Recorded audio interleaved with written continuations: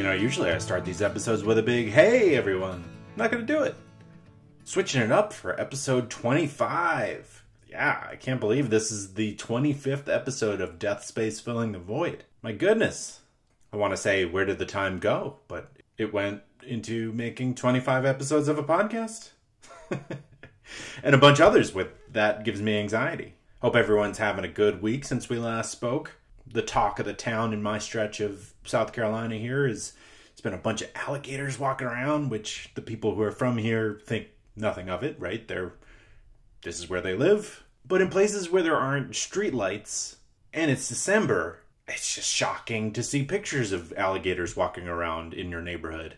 You know what I'm saying? I'm from Long Island. That's unusual and really fun. Also, my neighborhood did a Christmas parade with all the golf carts, which if we end up staying in South Carolina, we got to get a golf cart. But who knows where we actually end up settling in. South Carolina's been really good to us, though. Well, I've got a great interview lined up.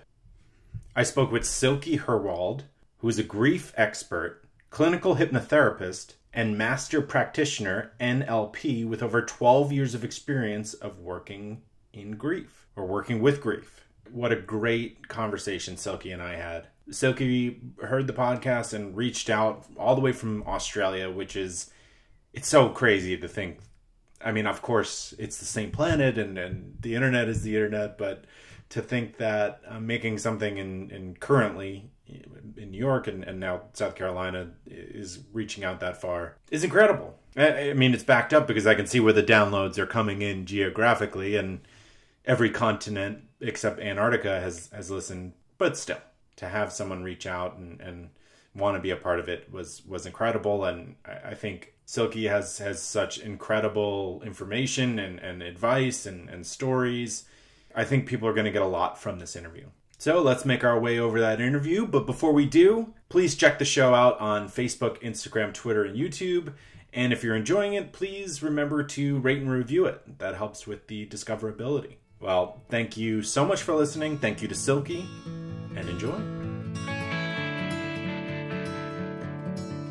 Joining me now on the podcast, I have Silke Herwald, who's a grief specialist and hypnotherapist. Silke, thank you so much for being here.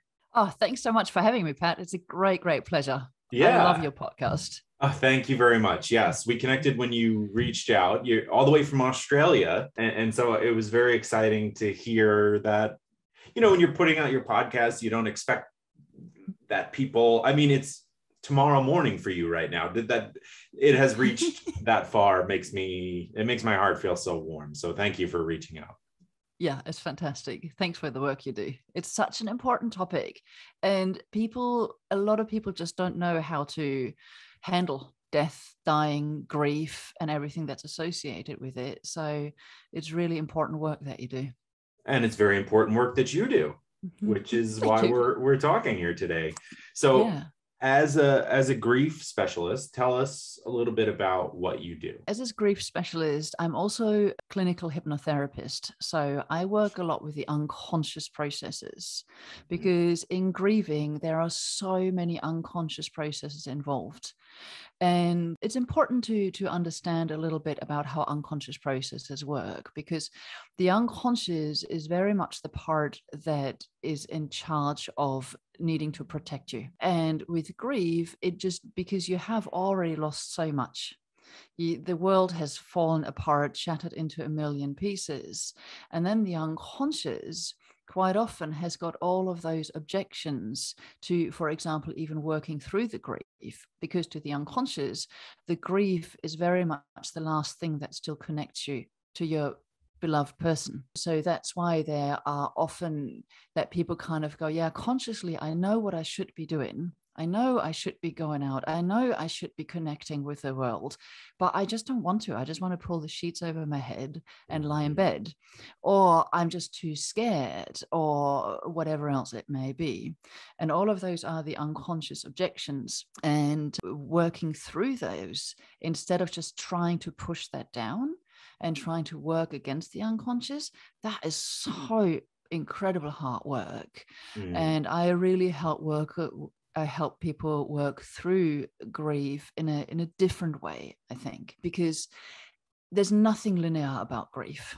Grief is very much a process, and it's a very, very messy process. It sometimes feels like the person is not going anywhere, and then all of a sudden they kind of move a little bit, but then they kind of come backwards again.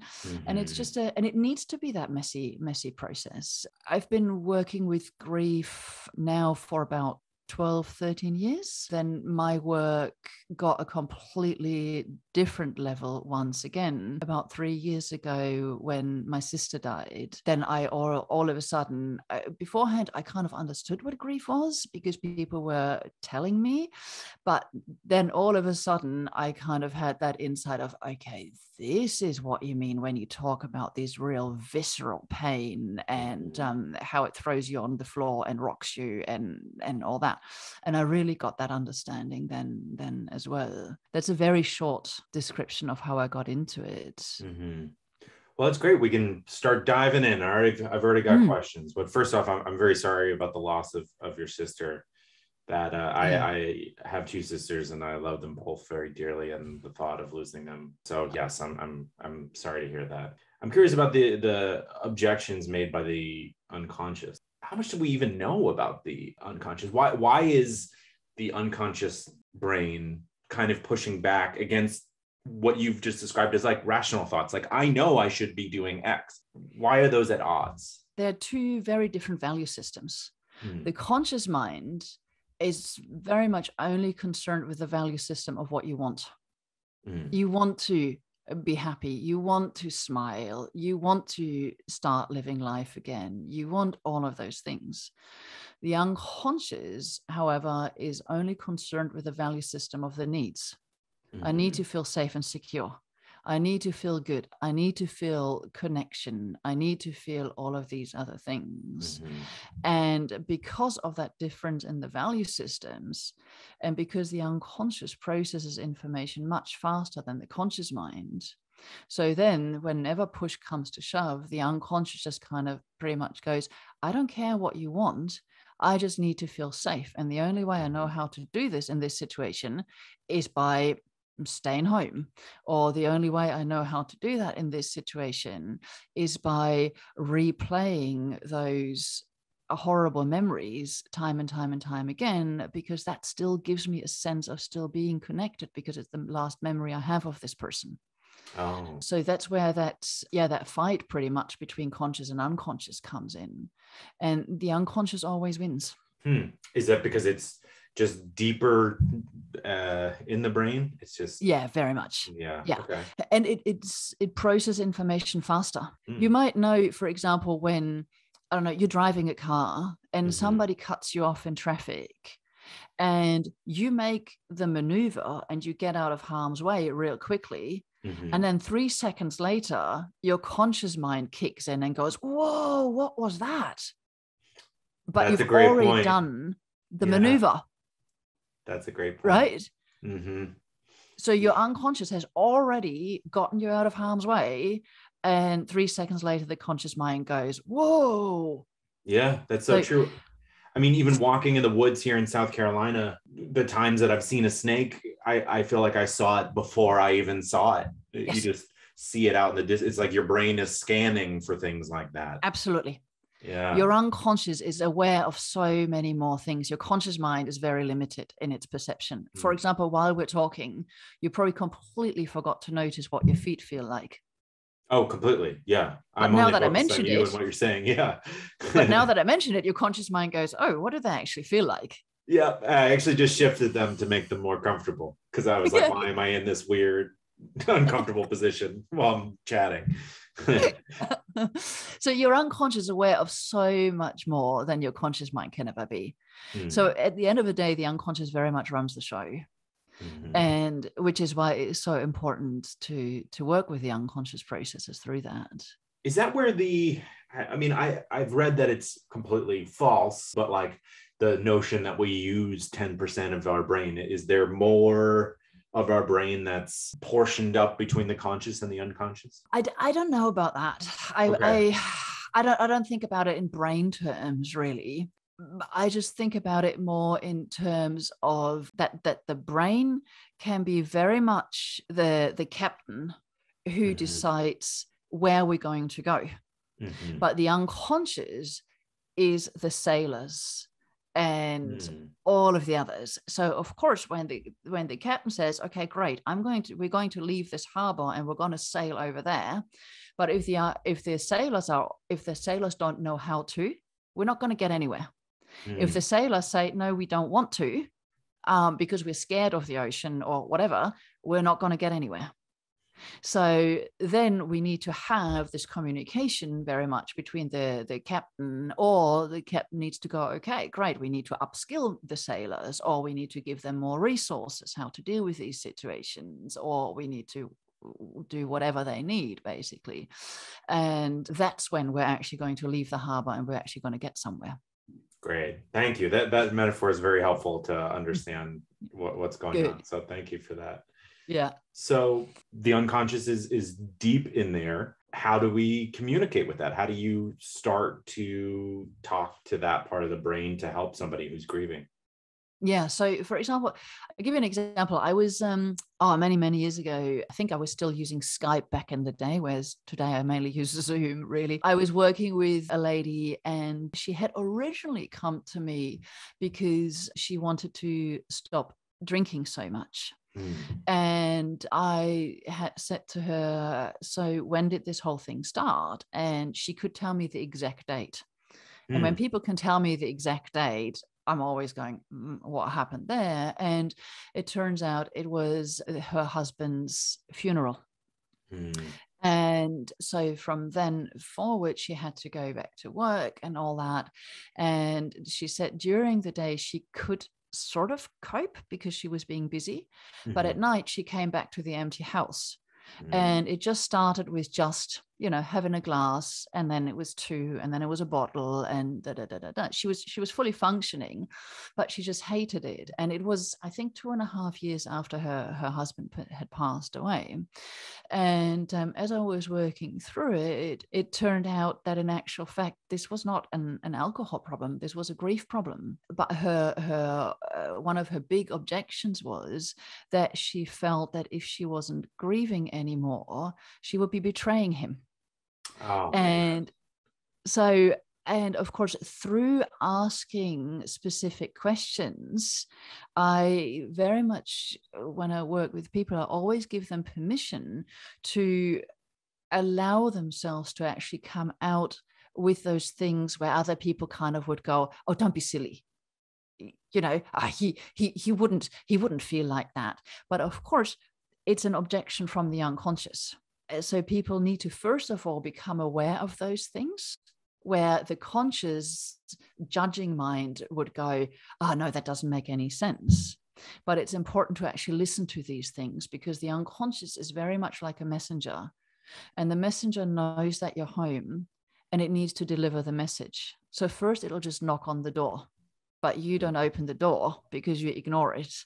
And then it'll just knock louder and knock louder and knock louder until you finally open the door and finally take that message. So there are all of those. And I hear that so often, that people feel, even when they find themselves having a laugh or smiling, that instantly the guilt sets in. That Mm. it's like, "Oh no, I can't have fun because my hubby died," or "I can't have fun because my mum died," or whatever it may be, when in actual fact we need to pay attention to those things. Yeah. Oh my gosh. Whenever you hear something like that, your heart just goes out to people, that it's like you've got a wall up to laugh and enjoy things. It's like, of course, your significant other would want you to continue living your life. Yes. You said something interesting. I even had this reaction when you were describing the story of this woman you were working with. That was, most people would object immediately and be like, of course your husband would want you to laugh and this and that. But you say you don't do that.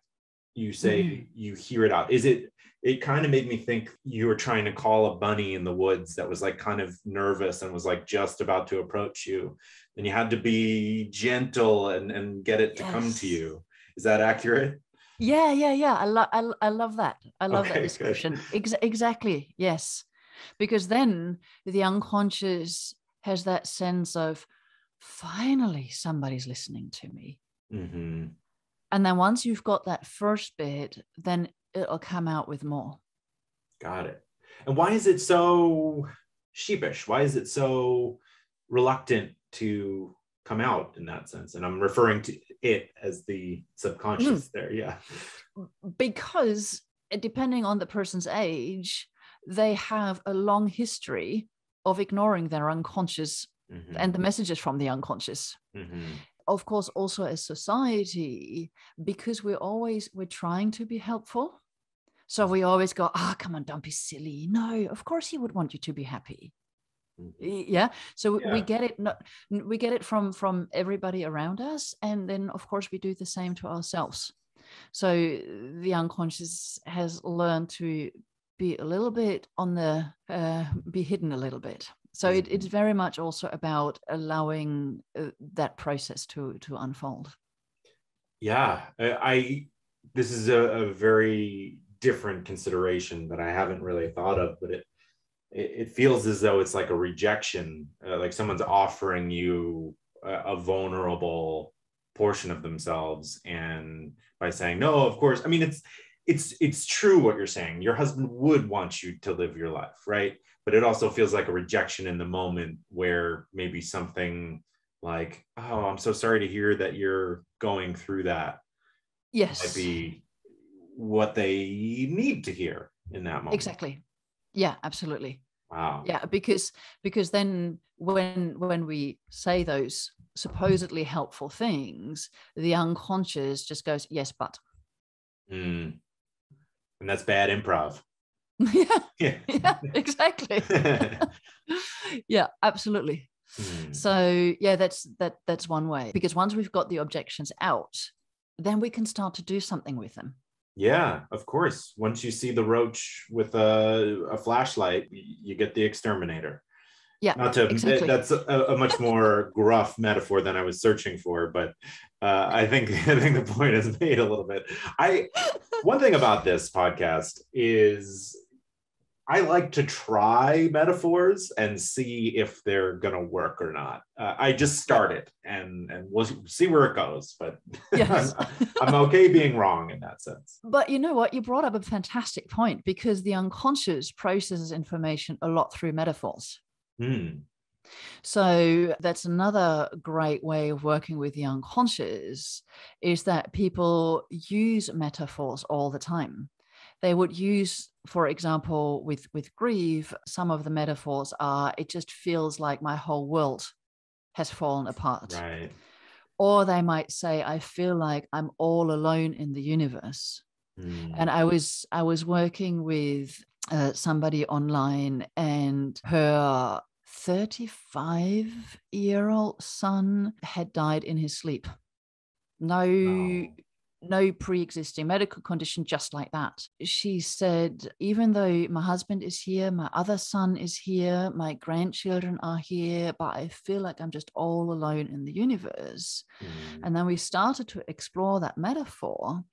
And once we got to it, it was very interesting. She said that it was as if she was floating in space. And then we helped her work through that with the unconscious. I can't remember exactly how we got there, but in the end, she felt that because her sense was that his soul was also floating in space.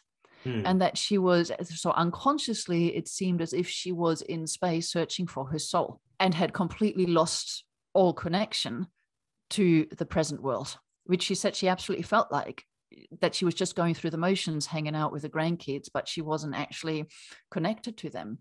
And then once we kind of worked through all of these things, she started to feel a lot more connected to life again.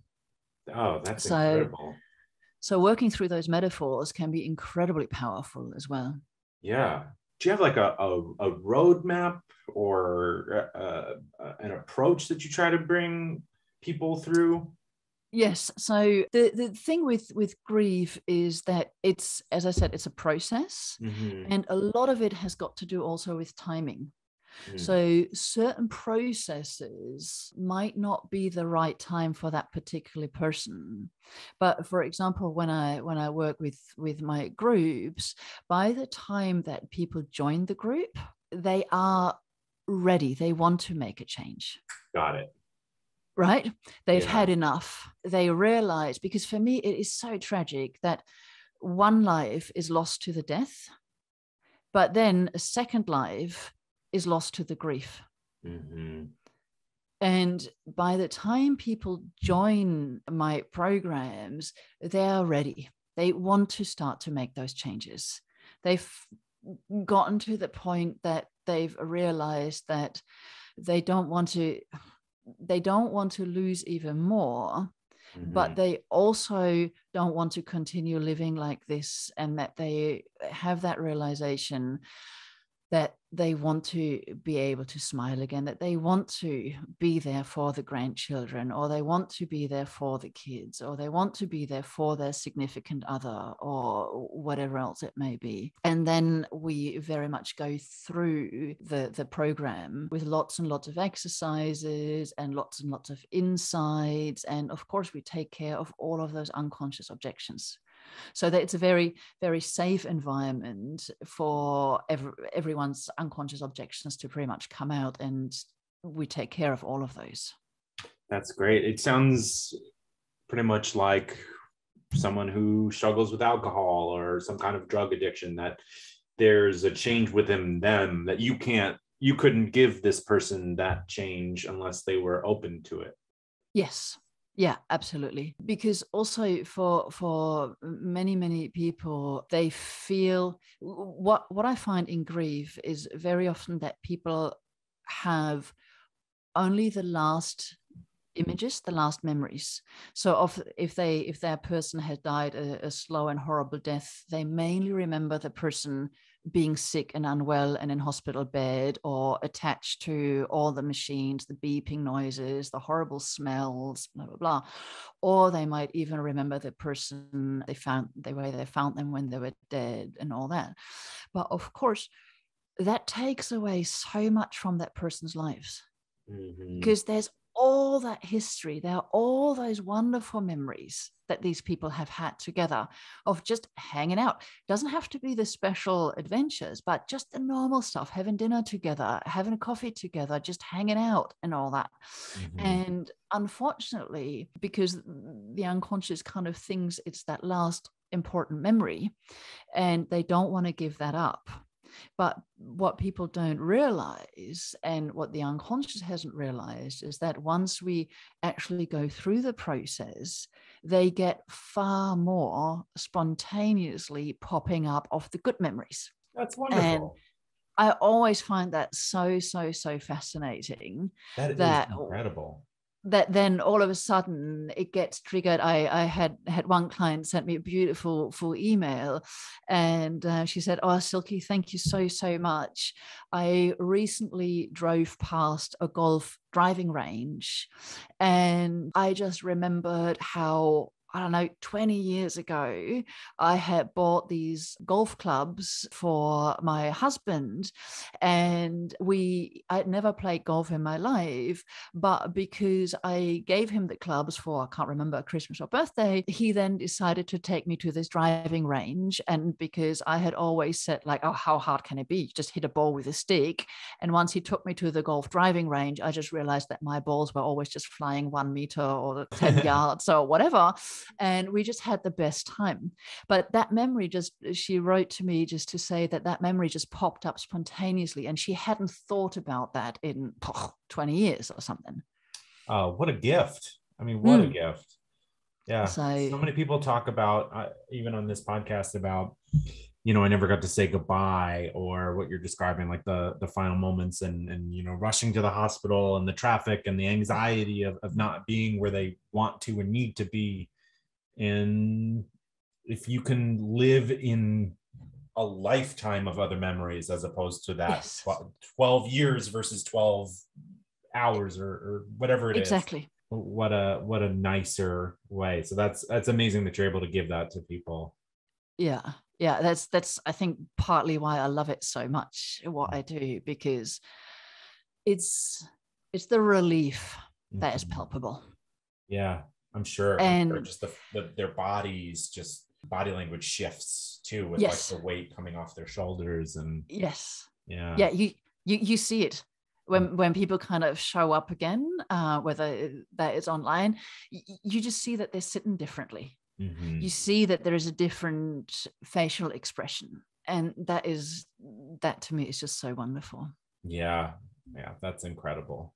Where does the hypnotherapy come in? How does that come into play? With all that there, because you just said, for example, that a lot of people didn't get to say goodbye, or they didn't get to say goodbye that the way they thought it would be. And I think media has got a lot to do with it. In many movies, there is, when the person is dying, it's quite often they're lying in this bed, surrounded by their loved ones. Everybody gets to say their goodbyes, and then the person just kind of closes their eyes and peacefully passes away. Unfortunately, I think that is just a very, very rare case where it's like that. Most of the time, it's very, very different. So that's why I think people don't have the sense that they got to do what they needed to do. And with that, there are some hypnotherapy processes that we can use so that people actually get the sense to say goodbye. So, for example, one technique I use is I would give my clients a safe spot, whether that is a fireplace or whatever it may be. And then because they are in hypnosis, and then we create a scene where their loved one appears and they get to say those things. And they get to have that goodbye. I recently also lost my dad, and so that was only 3 months ago. And because my parents live in Germany, and I got the phone call in the morning completely unexpected, and my mum just said, "Dad is dying," and he just had a massive heart attack. He was then in ICU. They pretty much resuscitated him, and then he was in ICU. And I said to Mum, "Can you please put the he was out, he was in a coma." But I was so lucky that she had her phone and put it to his ear, and I got to say what I needed to say. And that, I'm convinced that he heard it, even though he was in a coma. So I just feel so blessed that I had this chance to do this, when I know that so many people out there weren't able to. And especially in COVID times, I was just so grateful that they actually allowed my mum to get into the ICU and be with him through the process, when so many people haven't had that chance. And there are tools that we can use to help people get a sense of that closure. That's so nice. As a person who studies and helps others with grief, how does that affect your own grief? Are you able to check in with yourself? So it's that's a great question, because the thing is twofold. Because the person who lost her sister and the person who lost her dad is not the grieving specialist.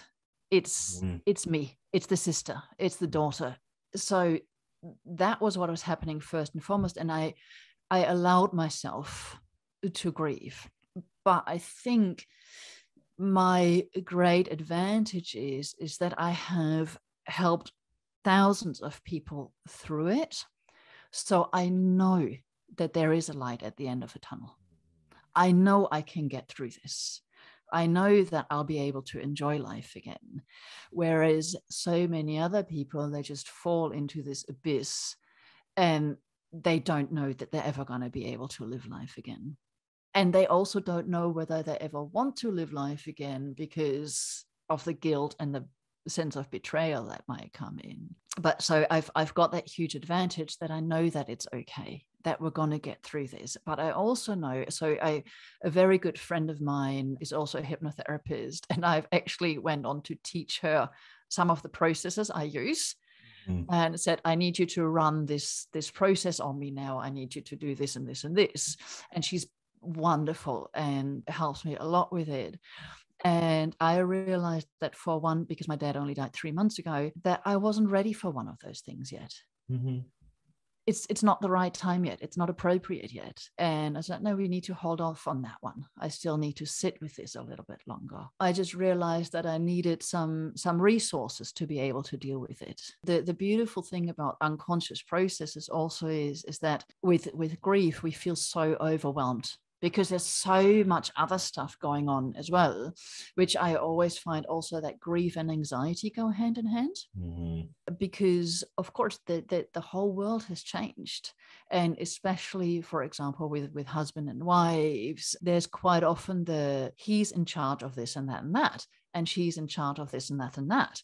So all of a sudden there's this massive learning curve as well of how do I actually deal with these things. So then we can, for example, borrow resources from a time when the person had to learn something new. For example, the first time that they got a job, or for example, the first time that they had a baby, that was very new. And there was a massive learning curve, but somehow they still managed. And then we can go in and borrow some resources from those times when they have been able to deal with uncertainty, or they've been able to adjust to something new. Oh, that's great. I wouldn't even have thought of it like that. It's like you've accomplished these things in the past. You can do this too. But Yes. it was very interesting to hear what you were talking about. I like knowing that there's a light at the end of the tunnel, that there is hope. Like so many people just express almost like they're settling into a new normal where grief is the captain of the ship, to go back to the captain metaphor, unfortunately. Yeah. But yeah, that's like one thing that you can't give someone. You can't give them the idea that there is, I mean, I guess you could say it, but until they actually breathe it in and take it in and accept it, can they actually start making changes. And also, I think once they actually realize that it is not betrayal, it is not guilt, but that it's actually okay to continue to live life, and that their loved one would want them to. And, you know, sometimes people say also, but and it's not about stopping grieving. I think people have got this thing of either I grieve and I'm miserable and I don't get to enjoy life, or I stop grieving, forget about my loved one, and move on with life. No, it's not that. It's not black and white. There are so many different possibilities. And for me, it's more about, you need to allow the grief to shape you and form you and change you, because this person has been such an important part of your life. And so now it's more about, in a relationship, any relationship, we share values and we express our values through what it is that we love doing with the other person. So now, through the grieving process, really what we find is that we find a way to reintegrate those values into ourselves, so that then we can still live those values, and so that that person is still a part of us, but in a way that is more appropriate for now and into the future. Like, for example, you might remember an old childhood friend or your favorite teacher that you had, and you've got no idea what happened to that person. But when you think about this person, you get a smile and you get a warm feeling. And you remember all those good things. And that really is how I approach working with grief, is so that that person truly becomes a part of you and that they live within you forever. And that when you think about them, you get that warm smile and you get that good feeling. Yeah, that's exactly like what you were saying about don't think about the end point with someone that you were more intimate with. You're living in the positive, and you're just enriched by your experience. Absolutely. I love that. So that it's not about moving on. It's not about moving forward. It's more about finding a way to integrate the person and all of that into yourself, so that you can go out into the future with them within you. Yeah. And it just takes a weight. even breathing this in now, I feel a little lighter just considering, as opposed to being sad about how someone may have passed or that people will pass in the future. It's just more like, hey, we've had a pretty good time, you know. You Yes. know. Yeah. Yeah. I love that. I mean, what more Yeah. could we ask for? Yeah. And that way they truly become a part of you. Yeah. And yeah. If you're listening to this podcast, one of the reasons may be because you're interested in having your death or a loved one's death be celebrated in a different way, to think outside the box a little bit. I personally really like the idea of that. And that's why I'm partnering with a company called Spirit Vessel, who creates these guided, personalized ceremonies for yourself or a loved one. Well, just to give you a little bit of background, Spirit Vessel is a sister-owned company that is bringing sacred ceremonies around death back into the home in a beautiful and meaningful way.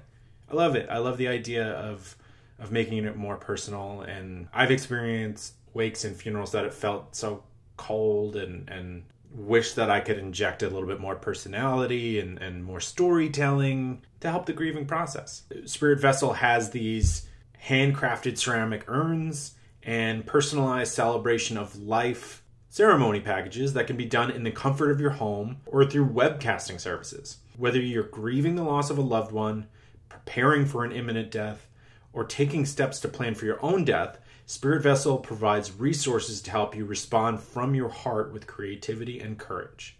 So basically you can design your own creative and personalized intimate ceremony that represents the person who you're celebrating. And there's also tips to help people who are grieving going forward. So whether you're interested in the celebration of life ceremony packages, or you'd like to check out or order one of their handcrafted ceramic urns, which are so cool, by the way, check out Spirit Vessel. And if you do order anything, feel free to use the promo code DEATHSPACE for free shipping. If you're like me, it can be really hard to come up with the words to say in a card. I know, I always laugh too, because talk about 10 years of improv training down the drain. Not being able to come up with anything. But that's especially so. I don't know why I can say especially. There you go. Perfect. I can say it. During times of grief, or when someone loses someone. But thankfully, there's the Cardist Studio. There are no words to comfort in a time of deep loss, but you send a card because you care. Yeah, because as we've learned through this podcast, sending something, saying anything, is better than saying nothing. The Cardist Studio creates your message, writes it in your card, and mails it for you. See? They'll help you out. You have the intention, the Cardist has the words, bing, bang, boom. All you do is pick the card and tell why you're sending it. No anxiety, all care. For a message from your heart, but not your hands. Just sit back and enjoy your relationships. You know, you don't want to have that awkward feeling like, was that too much? Did I say too much? Am I talking too much? As I'm literally talking too much? As opposed to figuratively talking too much, Pat. All right. My inner voice is kind of mean to me. TheCardistStudio.com, thoughtful, just got easy. And better yet, you can use the promo code DEATHPOD, one word, for 10% off all orders. You ever lie in your resume? Huh? Look at me. Look at me when you're lying. No, you should never do that. That's a terrible idea. But it can be daunting to look at a job listing, see everything that you have and things that you probably don't have. But we can fix that with My Software Tutor. My Software Tutor offers 3 levels of real-time Zoom-based courses with a live instructor. So I'm going to keep you on task. They've seen it. They've heard it. They've seen the resumes. They know the holes. But they're here to help. They'll deliver practical, functional business skills in a friendly and supportive environment. It'd be funny if it really wasn't a supportive environment. Like, when are you going to understand this? Of course, that's not the case. That's just the anxiety or reliving fear dreams we had as children. These courses will increase your marketability. The job market couldn't be better right now. So it's a perfect time to invest in yourself and improve that resume. Whether you're an employee, job seeker, consultant, or contractor. You can sign up for these classes at mysoftwaretutor.com and use the promo code POD20 to save 20% off all registrations. Would you look at that? All right. Enjoy that new job. So I'm curious how you start to get these. I forget how you were referring to them, but The objections? the objections from the subconscious. Is there Yes. like an example we can run through, or possibly like an exercise that you might do with a new client? I don't know if that would be all right. Yeah. So first of all, I always ask my clients what they want. Okay. And then I hear a lot of, I want to do this, that, and the other, but. And I always listen to the buts, because the but is very much the objection. Oh, so for example, with somebody else who I was working with online, she said, I want to start, she was teaching, and I want to start teaching again, but my husband was always there for me to bounce ideas off. And I want to do this again, but I don't believe I can do it on my own. So then I was like, okay, so your husband was always there to bounce ideas off, and you don't believe that you can do this on your own. Great. Okay. So then what other options do you have? So then we kind of got through a few of those. But of course, what it turned out to be in the end was that he always gave her so much confidence. Right. And she didn't trust that she could do it by herself. She just didn't have that confidence in herself. And then we, again, as I said earlier, we pretty much worked through other areas where she had done something on her own eventually. That's great. So yeah.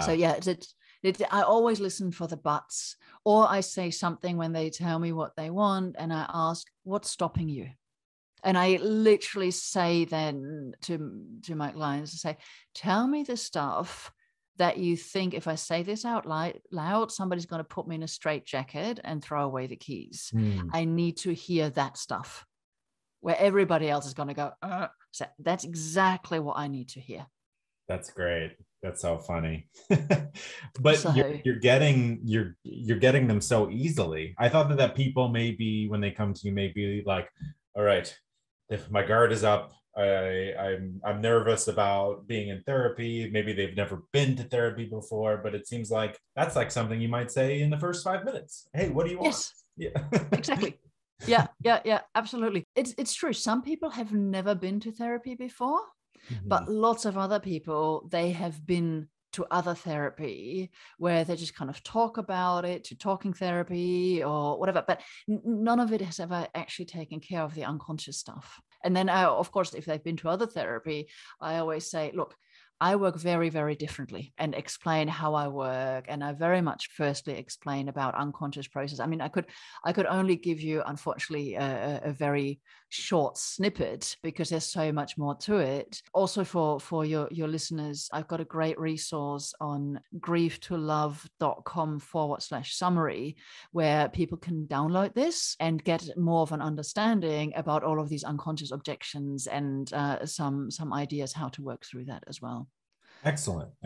Yeah, thank you so much for providing that. That could be extremely helpful. One thing that we talked about on our previous phone call before we decided to set up a time to record was that the holidays are coming, and the holidays can be rough for people who, I think I shared my grandma Ruth, who lost her dad when she was like 4 or 5, and then she lived into her 80s and never enjoyed Christmas to the full extent. That she just always got sad. And even though she had grandkids and her kids and people around and, good food and fun and music, she always had a hint of sadness to her. Yeah.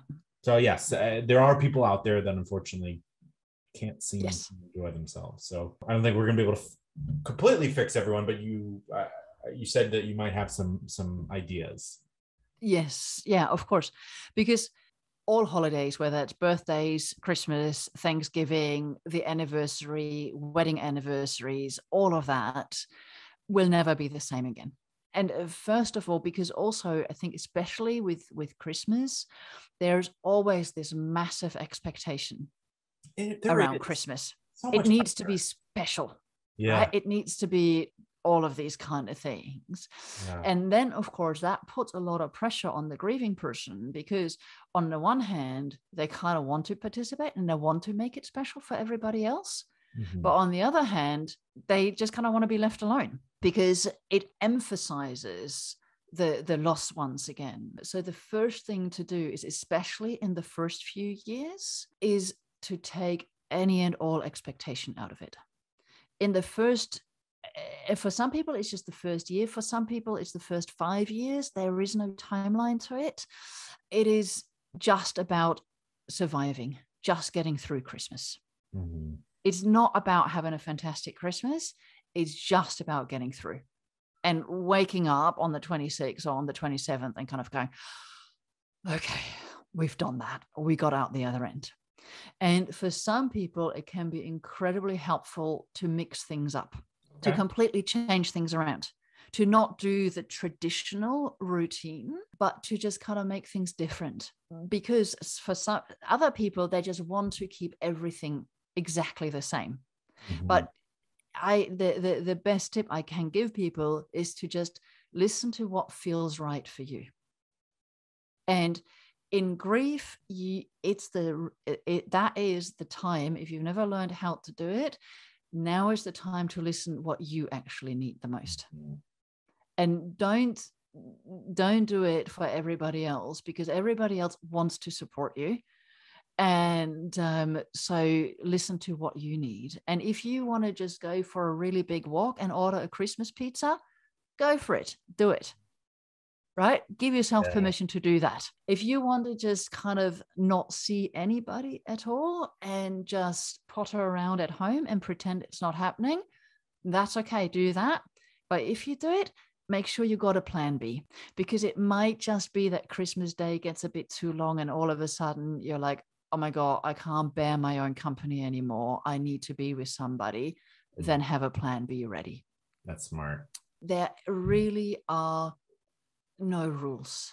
You can go and do whatever you feel that you need to do. And for me, getting out into nature is always very helpful. For a lot of my clients, it is. For other people, it's not. But it's really time to pay attention to what you need to do.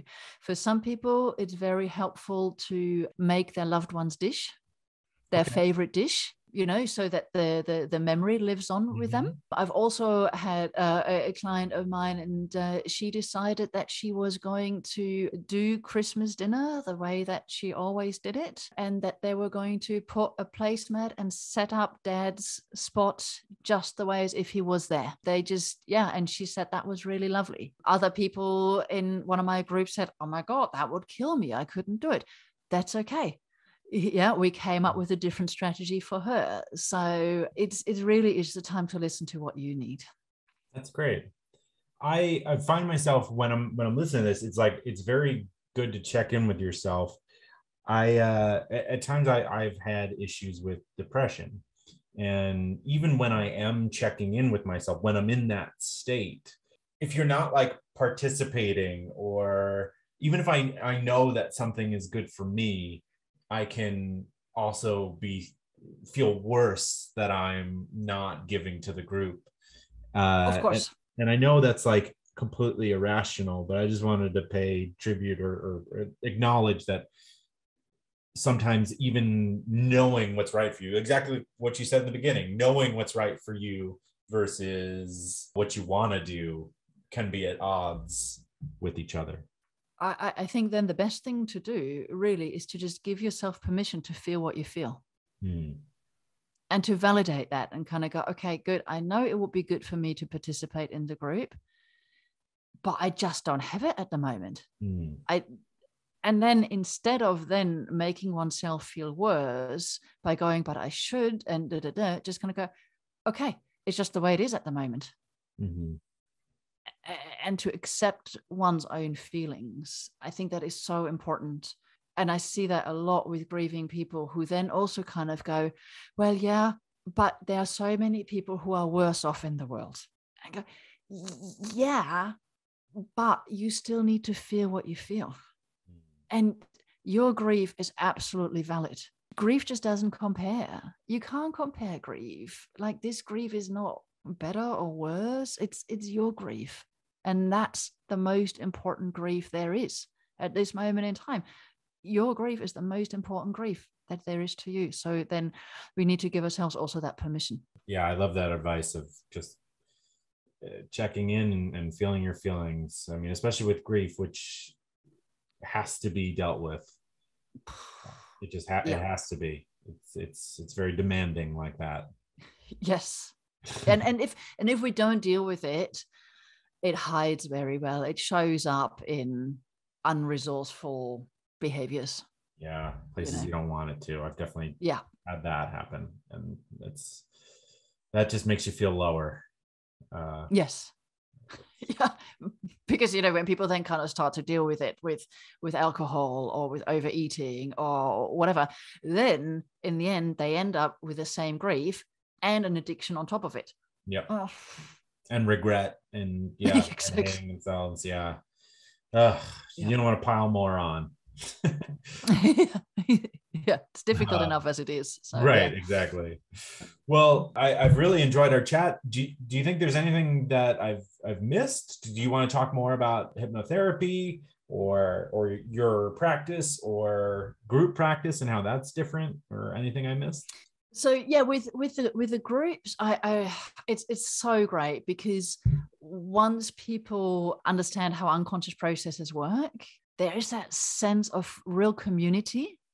There are other people who are going through a similar, not the same thing, but they understand. As I said before, I've been working with grief for about, 8 or 9 years. But once my sister died and I saw my parents who lost her daughter and all that, I just got a completely different understanding.